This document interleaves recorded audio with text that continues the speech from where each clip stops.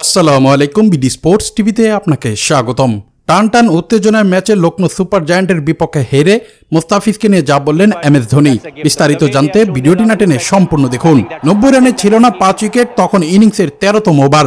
মুস্তাফিজুর রহমানের দল চেন্নাই সুপার কিংসের দলের এমন অবস্থা দেখে মনে হয়েছে আজ লখনৌ সুপার জায়ান্টের বিপক্ষে হয়তো লড়াই করার পুঁজি পাবে না চেন্নাই সুপার কিংস। কিন্তু না, ষষ্ঠ উইকেটে 33 বলে 51 রানের জুটি গড়েন মঈন আলী এবং রবীন্দ্র জাদেজা।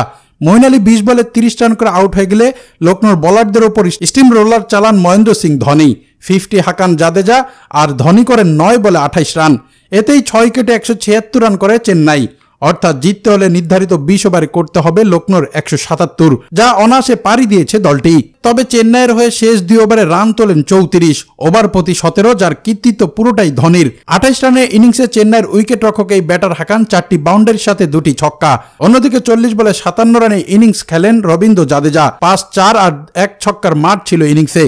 এতে দ্বিতীয় ইনিংসে জয়ের লক্ষ্যে ব্যাটিং করতে নেমে দারুণ শুরু করে ওপেনার ডিকক এবং কেএল রাহুল। প্রথম 10 ওভারে যোগ করে 89 রান 0 উইকেটে।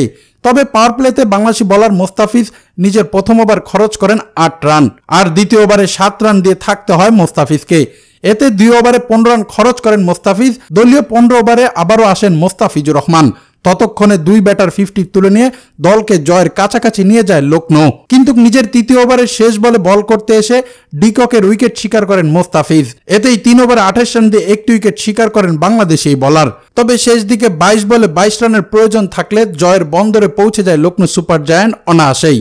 তাই তো ম্যাচ শেষে কথা বলেন এমএস ধোনি। তিনি জানান, মোস্তাফিজ আজকে দুর্দান্ত বোলিং করেছিল, কিন্তু আমরা ব্রেক থ্রু প্রথমেই ধরতে পারিনি, তাই ম্যাচটা হেরে গেলাম। তবে আমি আশা করব পরবর্তী ম্যাচে নিজেদের সেরা খেলাটা খেলতে এবং জয়ের ধারায় অব্যাহত রাখতে, এমন কথাই এমএস ধোনির।